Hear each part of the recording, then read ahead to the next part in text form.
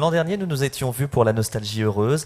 C'était une sorte de parenthèse, je dis ça très personnellement, mais une sorte de parenthèse puisque, on le rappelle, il s'agissait de revenir sur ce fameux tournage au Japon, là où vous aviez passé votre enfance, votre jeunesse, suite à vos 20 ans de carrière. C'était 20 ans après. Vraiment, 20 ans après est une formule qui a fait ses preuves, donc je me suis dit, il y a eu stupeur et tremblement, donc là je vais faire 20 ans après. Et c'est vrai que dans la nostalgie heureuse, il y avait une sensibilité, on sentait une certaine émotion, il y avait, non pas de tristesse, mais voilà, vous reveniez sur des événements de votre vie qui vous avaient particulièrement marqué. On change de registre avec Petroni. On tourne vraiment une page, c'est-à-dire que Petroni, pour moi, c'est mon roman exotique. Je m'explique.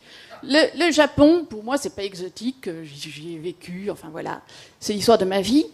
Petroni, le grand thème de Petroni, c'est la France, ce pays mystérieux qui est la France. Je rappelle que je ne suis pas française, en plus j'ai grandi au Japon, etc. La France, finalement, c'est le pays que j'ai découvert le plus tard. Et croyez-moi que quand on débarque à la fois du Japon et de Belgique, la France, c'est l'exotisme absolu. Donc, comment mieux connaître un pays qu'en découvrant un indigène? Il faut aller à la rencontre de l'indigène.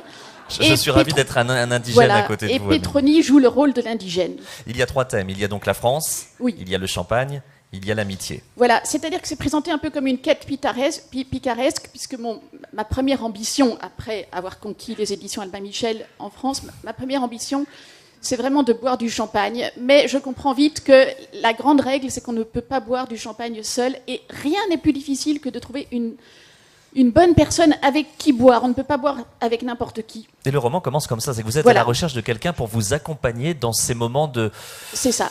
Pour dire les choses très crûment, je cherche un compagnon ou une compagne de beuverie. Voilà, je préfère que ce soit vous qui le disiez. Tout le monde ne correspond pas à ce titre, et je me lance dans une quête. Et je trouve assez vite la personne, parce que la France est ce pays merveilleux où on peut finalement assez facilement trouver un compagnon ou une compagne. En l'occurrence, c'est une compagne de beuverie. Que vous allez rencontrer au hasard d'une... Vous savez, presque tous les gens que je rencontre en France, c'est dans des dédicaces ou alors dans des cérémonies telles que celle-ci. Et c'est important de le souligner parce que dans le roman, vous rendez hommage aussi aux libraires qui vous accueillent, qui m'accueillent si bien avec du champagne. Mais au-delà du champagne, vous aimez ce moment de partage avec les libraires et avec les lecteurs. J'adore les rencontres dans les librairies. Ça se passe. Et c'est un bel hommage aux libraires. Mais il faut bien le dire, je suis toujours admirablement reçue par les libraires. Ça se passe toujours très bien. Je chercherai en vain un mauvais souvenir, je n'en ai pas. Et non seulement avec le libraire, ça se passe bien, mais avec les gens qui viennent me voir en dédicace, c'est toujours hallucinant. Je suis toujours très intriguée de voir ce que les gens cherchent en venant me voir en dédicace. Soyons clairs, ce n'est pas la dédicace qui les intéresse. Sauf quelques maniaques, les gens s'en fichent de la dédicace. Les gens viennent pour avoir un contact. Et dans chaque cas, j'essaye de savoir quelle est la nature du contact recherché. C'est parfois extrêmement bizarre. Et rencontrant Petroni, je me dis, cette jeune femme très étrange pourrait être la compagne de beuverie idéale.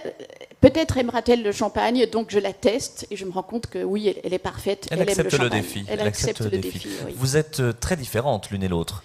Oui, c'est aussi ce qui fait le côté rigolo du roman, c'est que c'est une rencontre des contraires. Elle vous surprend. Elle me surprend complètement. D'abord, elle est extrêmement française.